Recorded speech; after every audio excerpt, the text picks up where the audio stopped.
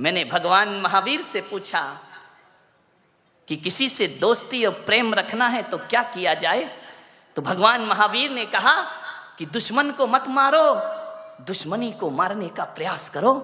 यदि दुश्मनी को मार दिया दुनिया में कोई दुश्मन रह ही नहीं जाएगा। महावीर ने दोस्त को मारने की बात नहीं कही है, दुश्मनी को खत्म करो। ध्यान रखना, रावण को मारना कोई राम का उद्देश्य नहीं था, रावण की रावणियत को मारना राम का उद्देश्य हुआ करता था। मान्यवाद, बहुत प्रशंसा करो दुश्मन की। दोस्त सबसे बड़ा राजदार होता है हमारी जिंदगी का।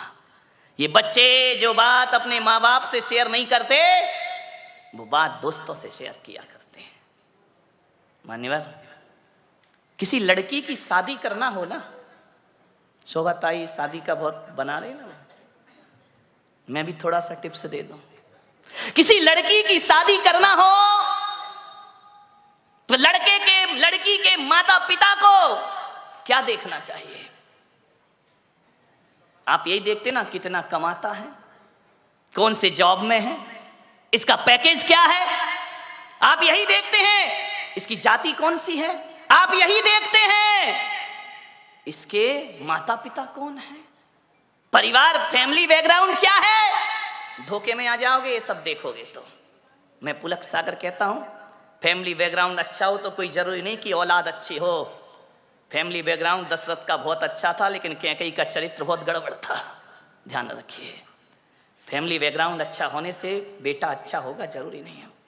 लेकिन मैं पुलक सागर आपको कहता हूं कि आपको यदि अपनी बेटी की शादी करना है, उसके हाथ पीले करना है, उसका रिश्ता लेकर के जाना है, तो ना घर देखना, ना परिवार देखना, ना आप ये देखना कितना कमाता है, आप तो ये देखना कि जिस लड़के से अपनी लड़की की शादी कर रही हूं उसके दोस्त कैसे हैं, उसके यार कैसे हैं, उसके मित्र कैसे हैं। अरे पिता जैसा है बेटा वैसे ही होगा कोई जरूरी नहीं है, माता जैसी है बेटा वैसे ही होगा कोई जरूरी नहीं है। ध्यान रखना, लेकिन ये बिल्कुल जरूरी है कि दोस्त जैसे होंगे लड़का वैसा। दोस्तों का बैकग्राउंड देखो, आप ये देखो किसके साथ उठता है, किसके साथ बैठता है, कहां जा। माँ बाप से छिप के काम करते हैं लड़के, माता पिता को पता नहीं चलता, और दोस्त सड़कों पे बाहर क्या करते हैं। किसी भी बेटी की शादी करो तो लड़के के दोस्तों के बारे में जानकारी जरूर लेना। यदि लड़का अच्छा होगा तो अच्छे लोगों की संगति में उठता बैठता होगा, वो लड़का यदि खराब होगा तो गलत लोगों की संगति में उठता बैठता। आदमी जैसे माँ बाप होते हैं वैसा नहीं होता, जैसे दोस्त होते हैं आदमी वैसा हुआ करता है। ध्यान रखिए। मान्यवर, एक सीख दी है मैंने आपको, इस पर कोई ध्यान नहीं देता है।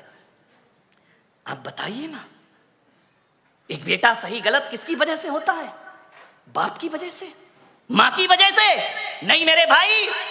एक शराबी बाप भी चाहता है कि मेरा बेटा शराब ना पिए।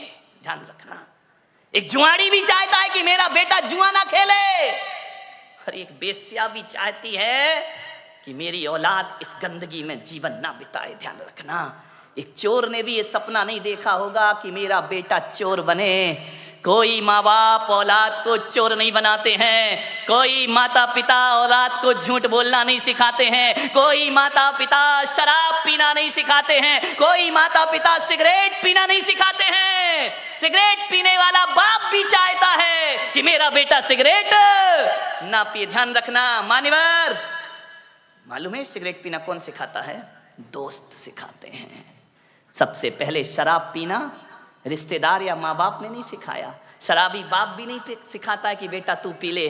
ध्यान रखना, लेकिन सबसे पहले शराब पीना कोई सिखाता है तो दोस्त सिखाया करते हैं। सबसे पहले हाथ में सिगरेट आई तो माँ बाप और भाई के द्वारा नहीं, एक दोस्त के द्वारा हमारे हाथ में सिगरेट आती है, एक दोस्त के द्वारा हमारे जीवन में गलत चीजें आती हैं। और जब आदमी का स्टेटस ऐसा बन गया है, सिगरेट नहीं पिए, शराब नहीं पिए, तो कहते अरे कहां पिछड़ा हुआ आदमी, दुनिया चांद पे पहुंच गई, तू अगरबत्ती में लटका है। ध्यान रखिए मान्यवर, ऐसे बहकाने वाले बहुत मिलेंगे जिंदगी में। मान्यवर, मैं तो कहता हूं यदि बिगाड़ने वाले दोस्तों से तो बिना दोस्त की जिंदगी गुजार लो, वो अच्छी हुआ करती है। लेकिन ऐसे दोस्तों की संगति ना करो जो हमारी जिंदगी को बर्बाद करके रख दिया करते हो। आप सोचिए, जीवन में संगति का बहुत असर पड़ता है। एक पानी की बूंद जो आकाश से गिरती है, और यदि वही पानी की बूंद किसी नीम के पेड़ में चली जाए तो उसका स्वाद कैसा हो जाता है मेरे भाई, बताइए। कड़वा हो जाता है। नीम जानते हो? नहीं जानते हैं तो बोलो ना जानते हैं, नहीं तो मैं समझता तुम कुछ जानते ही नहीं हो। एक नीम के पेड़ में चला जाए तो स्वाद उसका कड़वा हो जाता है। वही पानी की बूंद गन्ने के खेत में चली जाए तो मीठी हो जाया करती है। वही पानी की बूंद यदि केले के पेड़ में चली जाए तो कपूर बन जाया करती है। वही पानी की बूंद यदि सांप के मुख में चली जाए तो हलाहल जहर बन जाया करती है। और वही पानी की बूंद नाली में चली जाए तो गंदी नाली हो जाती है। वही पानी की बूंद यदि समुद्र में गिर जाए तो खारी हो जाती है। और वही पानी की बूंद यदि सीपी के मुंह में चली जाए तो मोती बन करके निखर जाया करती है। बूंद एक ही है। ये इतने रूप क्यों हुए उस बूंद के? संगति के कारण से। किसकी संगति करी उसने? मोती बना सीप की संगति से और जहर बना सांप की संगति से। ध्यान रखिए, संगति का जीवन में बहुत फर्क पड़ा करता है। एक संत के पास 2 तोते थे। एक आदमी उनके यहां बैठने गया संत जी के दर्शन करने। दोनों तोते अलग अलग पिंजरे में बंद थे। अब जैसे ही पहुंचे तो एक तोता बोला, आइए, राम राम, स्वागत है आपका, स्वागतम, आइए बैठिए। आदमी को बड़ा अच्छा लगा कि यार तोता कितना मीठा बोल रहा है। जय जिनेन्द्र, राम राम, आइए भाई साहब बैठिए, अतिथि देवो भव, आपका स्वागत है, आपका सम्मान है। इतना सुकून मिला उसको। वो मुड़ा थोड़ा सा दूसरे तोते की तरफ। दूसरा तोते ने इतनी गालियां बकी, इतनी गालियां बकी, मारो, काटो, पीटो, पकड़ो, लूटो। अरे उसने कहा कि संत जी ये क्या मामला है? एक तोता गालियों पे गालियां बक रहा है और एक तोता आइए स्वागतम बड़ा मीठा शब्द बोल रहा है। संत ने कहा, मैंने इन तोतों से कुछ जिंदगी का पाठ पढ़ा है। बोले क्या पाठ पढ़ा है? बोले जब ये तोते पैदा हुए थे, एक तोता मैंने डाकू के घर भेज दिया था और एक तोता मैंने साधु के घर भेज दिया था। अरे जो साधु का तोता था वो कहता था राम राम तुम्हारा स्वागत है, और जो डाकू के घर पला है वो कहता है मारो, काटो, पकड़ो और लूटो। ये संगति का फल है। तोता तो एक ही है ना, किस घर में पड़ा है? एक बात याद रखना, भीलनी के घर में पड़ा हुआ चंदन तिलक लगाने के काम नहीं आता, चूल्हे में जला करके रोटियां बनाया करती है। ध्यान रखना, भीलनी के घर में रखा हुआ हीरे का टुकड़ा आभूषण नहीं बनता है, वो पैर घिसने के काम आया करता। कहां पड़े हो आप? चंदन पड़ा चमार घर, ध्यान रखिए, नित नित कूटे चाम। चंदन कहां जाना चाहिए? किसी पंडित पुजारी के पास जाए तो माथे का तिलक बनेगा, और ऐसी जगह चला जाए जहां रोज चमड़ा कूटा जाएगा। ध्यान रखिए, सोचना है आपको, आप कीमती हैं, आप महत्वपूर्ण हैं। दोस्ती को ध्यान में रखिए, किसके साथ आपका उठना बैठना है। एक बात याद रखना, मैं खाने में बैठकर दूध पीना खराब है। ध्यान रखिए, मैं खाने में बैठकर दूध भी पियोगे तो शराबी का दर्जा मिलेगा तुम्हें, इतना स्मरण रखना। और संत के दरबार में पानी भी पियोगे तो पानी नहीं, अमृत और आशीर्वाद का नाम उसे दिया जाता है। अमृत पान हुआ करता है। चीज तो वही है, चीज में क्या फर्क पड़ता है? संगति किसकी कर रहे हो? अच्छे लोगों की संगति करो, ऊंचे लोगों की संगति करो। ऊंचे लोग, ऊंची पसंद। कौन बोला? माणिक चंद। ध्यान रखिए, माने संगति कैसे करना है, ऊंचे विचार। मैं जब स्कूल में पढ़ता था, पढ़ाई में बहुत वीक था, बहुत कमजोर। हकीकत बताऊं, धक्के लग लग के पास होता था, पढ़ाई में मन ही नहीं लगता था। दुनिया भर की शैतानी में मन लगता था, पढ़ने लिखने में कोई दिमाग नहीं, बस इसी में खुश थे। कभी देखने ही नहीं कितने परसेंट। और हमारे समय तो परसेंटेज का लफड़ा ही नहीं था। इस क्लास से उस क्लास में चले गए, पास हो गए। ना माँ बाप को कुछ पड़ी है, ना हमें कुछ पड़ी है। जाकर के देखा, बोले क्या रिजल्ट? पास। नाचते गाते आ गए, जानते ही नहीं थे 90% क्या होते हैं। आजकल के बच्चे को तो 98% आ जाए तो डिप्रेशन में चला जाता है, 2% कम क्यों हुए? हम लोग तो कोई लफड़े ही नहीं था, आ गए, पास हो गए, निकल गए, बैठ गए अगली क्लास में, कोई परसेंटेज की बात नहीं थी। कई बार तो 5 नंबर का ग्रेस भी लग के अगली क्लास में बिठा दिया जाता था। मान्यवर सोची, बड़ी पढ़ाई बड़ी मजेदार थी। फेल भी हो गए तो कोई टेंशन नहीं। एक लड़का फेल हो गया था हमारी क्लास में बचपन में। अब वो फेल तो हो गया बेचारा, बड़ा रो रहा। मैंने कहा काहे को रोता यार, हो गया, फेल हो गया। स्कूल अगर आए तो पढ़ना ही पड़ेगा, पढ़ाई गर जहर है तो पीना ही पड़ेगा। उस समय मैंने कविता लिखी थी, गिर गिर के पढ़ाई में संभलते ही रहेंगे।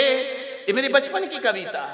गिर गिर के पढ़ाई में संभलते ही रहेंगे, गर फेल भी हो जाए तो पढ़ते ही रहेंगे। जिसने किया फेल वही पास करेगा, पढ़ाई अगर जहर तो पीना ही पड़ेगा। हाँ, कितने खुश हो गए। देखो ऐसी बातें इतनी जल्दी आ जाती हैं। अरे जो फेल कर रहा वही पास करेगा, टेंशन काहे को ले रहा है? अभी नहीं करेगा, अगले साल करेगा। आज की पढ़ाई बिल्कुल अलग हो गई है। ध्यान रखना, मैं पढ़ता था, पीछे की लाइन में बैठता था, मेरे नंबर कम आते थे। मेरे एक शिक्षक थे, आज मुझे स्मरण में आ रहे हैं, डी भारत, क्रिश्चियन थे। वो मुझे बहुत प्यार करते थे बचपन में। वृद्ध थे, रिटायर्ड होने के बाद भी वो स्कूल पढ़ाते थे कि मैं सरकार की पेंशन जो मिलती है ना, ये फ्री में नहीं खाऊंगा, जब तक हाथ पैर चल रहे हैं स्कूल रोज आऊंगा। ऐसे वह शिक्षक थे। उन्होंने एक दिन मुझे बुलाया कि इधर आओ, तुम देखने में तो बड़े अच्छे हो। उस समय तो मैं अच्छा ही था। क्यों अभी गड़बड़ लग रहा हूं क्या? ध्यान रखिए। उन्होंने कहा इधर आओ, तुम पढ़ते लिखते क्यों नहीं हो? मैंने कहा पढ़ता तो, दिमाग में कुछ नहीं चढ़ता है। बोले नहीं चढ़ेगा।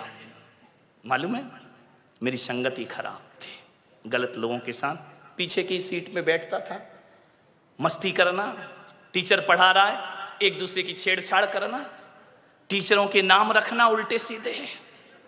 अब स्कूलों में तो यही होता है, और क्या करोगे? उनको चिढ़ाना, उनकी नकल करना। वो चले गए तो ब्लैक बोर्ड में उनका चित्र बनाना, चित्र बना रहे सर का, बन गया बंदर का।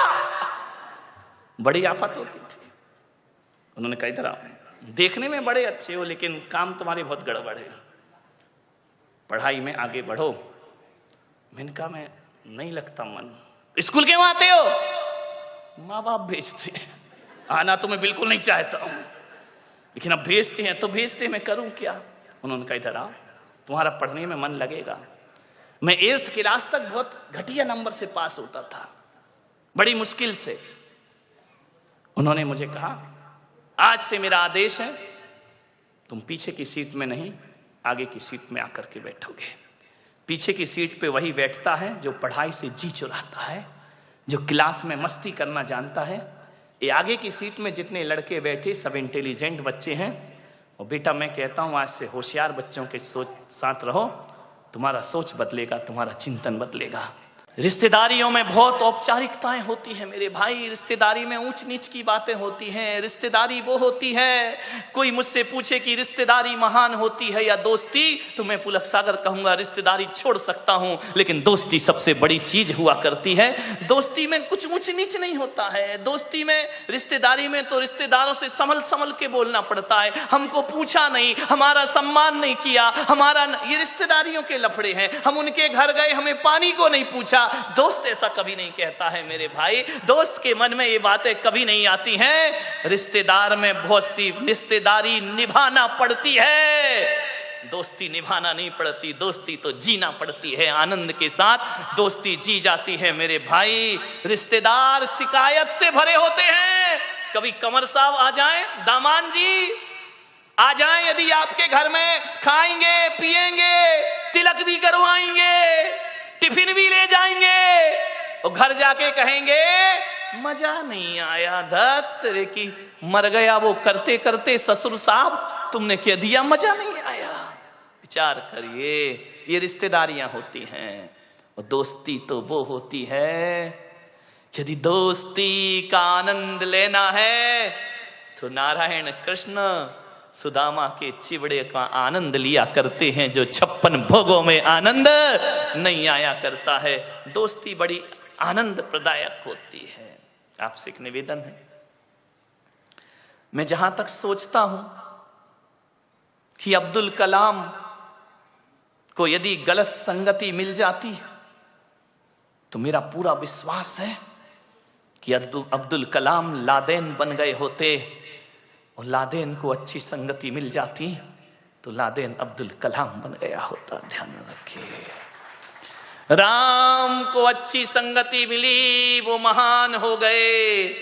यदि रावण को अच्छी संगति मिलती तो रावण भी राम बन के खड़ा होता, और राम को गलत संगति मिलती तो राम रावण बन गए होते। मेरे भाई, आपसे मैं यही निवेदन करना चाहता हूं, आज यदि मैं इस ओहदे पर आके पहुंचा हूं तो इसमें मेरे जीवन में सबसे ज्यादा हाथ किसी का है तो दोस्तों का हाथ मेरे जीवन में है। मान्यवर सोचिए, अच्छी संगति करो। मालूम है, गंगा जैसी नदी में यदि नाली का पानी मिल जाए तो कहते हैं कि नाली का पानी गंगा जैसा पूज्य हो जाया करता है। गंगा में नाली का पानी मिले तो वो गंगा जल हो जाया करता है, और गंगा जल को यदि नाली में डाल दिया जाए तो वो गंदा जल हो जाया करता है, वो अपवित्र हो जाया करता है। संगति करो तो गंगा जैसों की करो, जहां जाकर के हमारा ये गंदगी में शरीर पवित्र हो जाए। एक कोयले की बोरी में, कोयला जानते हैं, मैला है क्या, बड़ा कठिन है, कोड़सा है, यही कोड़सा, हाँ चलेगा, बहुत कठिन है भाई। यदि उसके बोरी गोनी उसमें यदि शक्कर भर दी जाए तो शक्कर काली हो जाती है। मेरे भाई ध्यान रखना, इस संगति का फल हुआ करता है। मैं आपसे निवेदन करता हूं, दोस्ती के रिश्ते को पवित्र रखना है, पावन बनाना है, तो जिससे भी दोस्ती का रिश्ता बनाओ, बनाने से पहले एक कब्रिस्तान अपने हृदय के कोने में जरूर बनाना। ध्यान रखना, बाहर के कब्रिस्तान की बात नहीं कर रहा हूं, अपने हृदय के कोने में, अपने मन के कोने में एक कब्रिस्तान जरूर बनाना।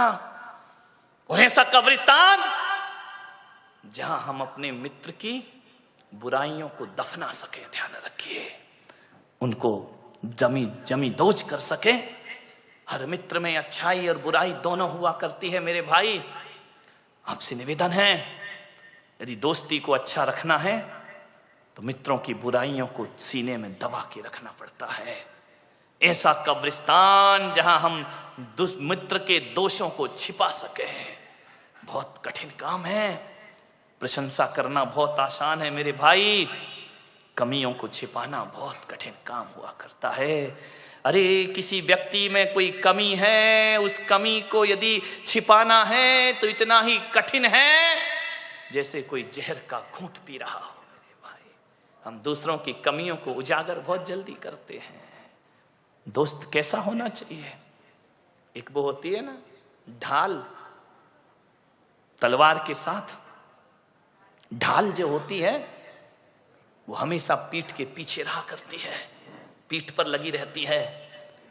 लेकिन जो ढाल जो पीठ पर है, लेकिन जब उसका दोस्त रणभूमि में खड़ा होता है और जब उस पर तलवारों से आक्रमण होता है तो पीछे की ढाल छाती के सामने आ जाया करती है। दोस्त वैसे ही होना चाहिए कि बुरा अच्छे दिनों में तो दोस्त पीछे रहे, लेकिन बुरे दिनों में ढाल बन करके दोस्त को आगे आना चाहिए, दोस्ती का रिश्ता निभाना चाहिए, ढाल बन करके खड़े हो। कभी दर्पण को देख, दर्पण, आईना, शीशा, मिरर, समझ में आ गया? कभी देखना ड्रेसिंग टेबल के सामने दर्पण ऐसा दोस्त है कि जब तुम हंसते हो तो वो भी हंसता है, जब तुम रोते हो तो दर्पण भी रोता है। जब तुम चिढ़ाते हो तो दर्पण भी चिढ़ाता है। जैसा मुंह बनाओ दर्पण वैसा रूप दिखा दिया करता है। अरे दोस्त होना चाहिए तो दर्पण की तरह होना चाहिए कि जब हम रोएं तो उसके चेहरे पे हंसी नहीं, उसके चेहरे पे आंसू आना चाहिए, तो समझना वो हमारा दोस्त है। दुनिया तो ऐसी है कि हम रोएंगे तो वो हंसेगी और हम हंसेंगे तो वो हमारा मजाक बनाएगी। ध्यान रखना, दर्पण की तरह दोस्त बनाओ। दर्पण तुम टूट कर भी झूठ नहीं बोलते, दर्पण तुम टूट कर भी झूठ नहीं बोलते, और हम टूटने के डर से अपना मुंह नहीं खोलते। ध्यान रखना, दर्पण टूट जाएगा, हर टुकड़े में आपका चेहरा दिखाएगा। दर्पण खुद टूटता है लेकिन दिखाने वाले के चेहरे को नहीं तोड़ा करता है। वो दर्पण की तरह हमारा मित्र हुआ करता है, शीशे की तरह हमारा मित्र हुआ करता है। मैं आपसे निवेदन कर रहा हूं, कई जिंदगी में ऐसे भी क्षण आते हैं, कल तक जो दोस्त था आज दुश्मन बन गया, ऐसे भी क्षण आते हैं। कल से बिल्कुल याराना संबंध थे, आज दुश्मनों की तरह हमारे व्यवहार हो गए। कल तक साथ उठते थे, बैठते थे, आज एक दूसरे को देखने को तैयार नहीं है। मालूम है दुश्मनी कैसे बढ़ती है? कहा सुनी तो देखो हो जाती है। मानव जीवन है, अच्छा भी बोल दिया जाता है, बुरा भी बोल दिया जाता है, ये जिंदगी है, ये एक सी नहीं चला करती है। अरे कहा सुनी तो पति पत्नी में हो जाती है, कहा सुनी तो बाप बेटे में हो जाती है, भाई भाई में हो जाती है, दोस्तों के बीच भी हो जाती है। कभी ऊंच नीच बात बोल दी, कभी कोई बात दिल पे लगती है तो दुश्मनी बन जाता करती है। लेकिन मैं आपसे एक निवेदन कर रहा हूं कि आपकी जिससे दुश्मनी है, हमारी सबसे बड़ी कमजोरी क्या है कि जिससे हमारी नहीं बनती है, जिससे हमारी खटपट है, हम चार लोगों में बैठकर उसकी बुराई करते हैं। ध्यान रखना, और जो सुनता है मीडिएटर, वो सादी दाल तो भेजता नहीं है, मिर्च मसाले तो लगा ही देता। वो तो चाह रहा था कि इनके घर का सत्यानाश, इनकी दोस्ती का सत्यानाश कब हो जाए, वो मिर्च मसाले लगाएगा, वो तड़का लगाएगा। कुछ बोलोगे, कुछ बातें वहां तक पहुंच जाएंगी। मैं आपसे निवेदन करता हूं, दुश्मनी का सफर ज्यादा लंबा नहीं होता, दुश्मनी का सफर ज्यादा लंबा नहीं होता। कभी हम भी थक जाते हैं, कभी वो भी थक जाता है। ज्यादा देर लड़ाई कर तो लेते हैं हम, लेकिन एक बात बताओ, लड़ने के बाद, झगड़े के बाद वो रात कैसी कटती है? एक बात बता ईमानदारी से, जिससे दोस्ती है, जिससे अच्छे संबंध हैं, और यदि आपने झगड़ा कर लिया, लड़ाई कर लिया, वो रात चैन से कटती है या बेचैनी से कटा करती है? सारी रात करवट में बीता करती है। उसने ऐसा कहा, उसने वैसा कहा, अरे मेरा इतना बड़ा दोस्त ऐसा कहा, चैन नहीं पड़ेगी। ध्यान रखना, लड़ते समय तो मजा आता है, लेकिन जब वो सफर आगे बढ़ता है तो बेचैन हम भी होते हैं और बेचैन सामने वाला भी हो जाया करता है। ध्यान, चैन नहीं पड़ेगी, लेकिन क्या करें? बोलने का मन है, बोल नहीं पा रहे हैं। ध्यान रखना, हाथी निकल जाता है, पूंछ अटक जाती है। मेरे भाई, मन तो हो रहा है कि बोल ले, लेकिन पहले कौन बोले, मैं बोलूं या वो बोले? ध्यान रखना, अटक जाता है मन। मानव स्वभाव है, मानव का जीवन है, मानव की जिंदगी है, ये सब चलते रहता है। मान्यवर ध्यान रखिए, एक बात याद रखना, जो कल तक तुम्हारा बहुत अच्छा दोस्त था, अच्छा प्रिय था, अच्छे मीठे व्यवहार थे, उससे यदि अनबन हो जाए, लड़ाई झगड़े हो जाए, तो आज एक निवेदन आपसे कर रहा हूं बड़ी विनम्रता के साथ। यदि वो दोस्त बहुत अच्छा है, यदि वो दोस्त हमारे हितकारी है, यदि वो दोस्त बहुत अच्छा हमारे जीवन का सहयोगी है, कुछ बातचीत हो जाए तो एक नियम ले लेना आज से कि हम अपने दुश्मन की पीठ पीछे इतनी प्रशंसा करेंगे, इतनी प्रशंसा करेंगे, होता नहीं है लेकिन हम बुराई करते हैं। इतनी प्रशंसा करो, इतनी प्रशंसा करो, इतनी प्रशंसा करो, ये प्रशंसा जब उस दोस्त के पास पहुंचे तो शर्म से पानी पानी हो जाए और उसका भी मन करे यार छोड़ो दुश्मनी, आओ दोस्ती का हाथ बढ़ाते हैं, आओ प्रेम का संदेश लेकर। दुश्मन की प्रशंसा करना सीख जाओ। तुम दोस्तों की प्रशंसा करते हो, तुम चापलूसी करते हो, तुम बटरिंग करते हो, दोस्तों की प्रशंसा करो, कोई फर्क नहीं पड़ेगा। दुश्मन की प्रशंसा करो, दुश्मनी अपने आप खत्म हो जाएगी।